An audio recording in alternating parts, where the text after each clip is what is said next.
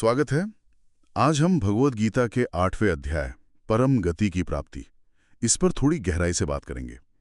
इसमें अर्जुन भगवान कृष्ण से कुछ बहुत ही बुनियादी लेकिन गहरे सवाल पूछते हैं, जैसे कि ये ब्रह्म क्या है, आत्मा क्या है, कर्म क्या है, और ये जो भौतिक दुनिया है, देवता हैं, ये कौन है, और शायद सबसे जरूरी सवाल कि मृत्यु के समय मतलब जीवन के अंत में आपको कैसे जाना जा सकता है।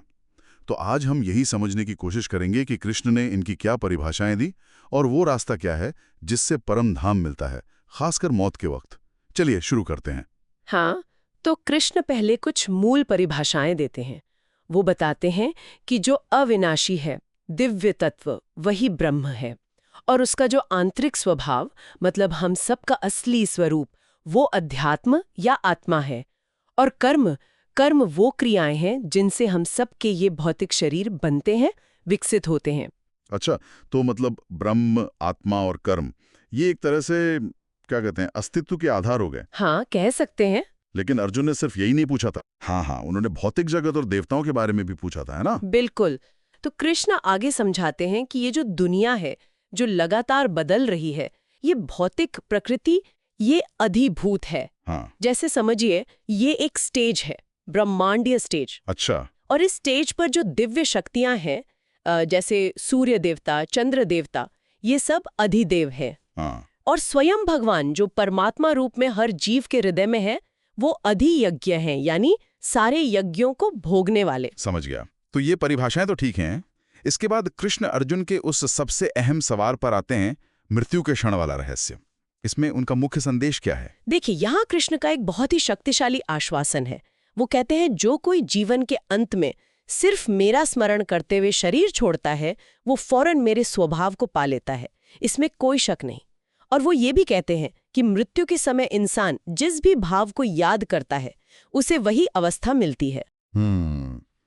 ये बात के आखिरी लम्हे का ख्याल हमारी अगली गति तय करता है, ये तो काफी गहरा विचार है। पर क्या इसका ये मतलब है कि बसंत समय में याद कर लेना काफी है? क्या जीवन भर कुछ भी किया हो? नहीं, यही तो दिलचस्प बात है। कृष्ण सिर्फ अंत समय पर जोर नहीं दे रहे हैं। वो कहते हैं, इसलिए अर्जुन, तुम्हें हमेशा मेरा चिंतन करना चाहिए और साथ ही अपना तय काम, जैसे अर्जुन के लिए युद्ध, भी करना चाहिए। ओह। हाँ, मतलब जोर निरंतर अभ्यास पर है, कर्म करते हुए भी मन और बुद्धि को उनमें लगाए रखना। ये दिखाता है कि भक्ति और कर्म अलग अलग नहीं है, वो जुड़े हुए हैं। अच्छा, तो मतलब जीवन भर का अभ्यास ही गारंटी है कि अंतिम क्षण में सही याद बनी रहे। और ध्यान किस पर करना है? क्या कृष्ण इसका भी वर्णन करते हैं, अपने स्वरूप का? हाँ, बिल्कुल। वो बताते हैं कि किस रूप पर ध्यान लगाना है। उन्हें सर्वज्ञ जानना है, अनादि, सबका नियंता, अणु से भी सूक्ष्म, सबका पालन करने वाला, अकल्पनीय, सूर्य की तरह तेजस्वी और भौतिक प्रकृति से परे दिव्य पुरुष के रूप में, इस स्वरूप का ध्यान करना है। और इसमें वो योग की प्रक्रिया का भी जिक्र करते हैं, है ना? जी हाँ। जैसे इंद्रियों को कंट्रोल करना, मन को हृदय पर फोकस करना, प्राणवायु को भौहों के बीच लाना। जी हाँ। योग की स्थिति में स्थिर होकर पवित्र अक्षर ओम का जाप करते हुए और भगवान को याद करते हुए शरीर छोड़ने वाला वो निश्चित रूप से आध्यात्मिक लोकों को प्राप्त होता है। ये असल में मन को पूरी तरह से सांसारिक चीजों से हटाने की अवस्था है। कृष्ण ये विश्वास भी दिलाते हैं कि जो बिना भटके लगातार उनका स्मरण करते हैं, उनके लिए वो आसानी से सुलभ हैं। और ऐसे भक्त फिर इस दुख भरे संसार में लौटकर नहीं आते। हाँ, ये भी बताते हैं कि उनका जो शाश्वत धाम है और ये जो नश्वर दुनिया है, इसमें क्या फर्क है। सही कहा। वो कहते हैं कि यहाँ तो सबसे ऊंचे लोक से लेकर सबसे नीचे तक सब अस्थायी हैं, दुख के घर हैं। जन्म मृत्यु का चक्कर चलता रहता है, लेकिन उनके धाम पहुंचने पर फिर से जन्म नहीं होता। वो समय की विशालता वाली बात भी तो कमाल की है। ब्रह्मा का एक दिन हजारों युगों के बराबर। ये सुनकर लगता है कि हमारा जीवन इस ब्रह्मांडीय घड़ी में कितना छोटा है और उस शाश्वत धाम की अहमियत कितनी ज्यादा। बिल्कुल। और उस व्यक्त और अव्यक्त भौतिक प्रकृति से भी परे एक और प्रकृति है जो शाश्वत है, अव्यक्त है। वही कृष्ण का परम धाम है।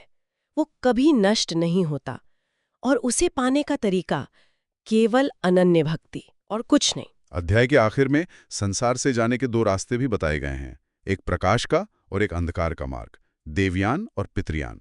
हाँ, ये ज्ञानियों और योगियों के लिए बताए गए हैं। एक रास्ते से जाने पर वापसी नहीं होती, दूसरे से हो जाती है।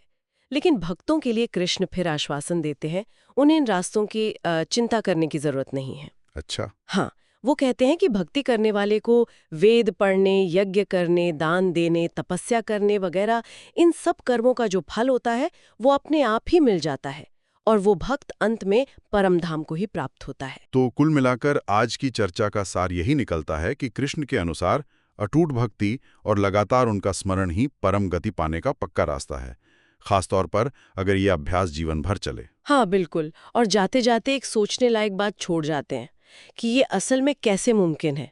हम अपने रोज के काम करते रहें, अपनी जिम्मेदारियां निभाते रहें और फिर भी मन और बुद्धि को लगातार भगवान में स्थिर रखें।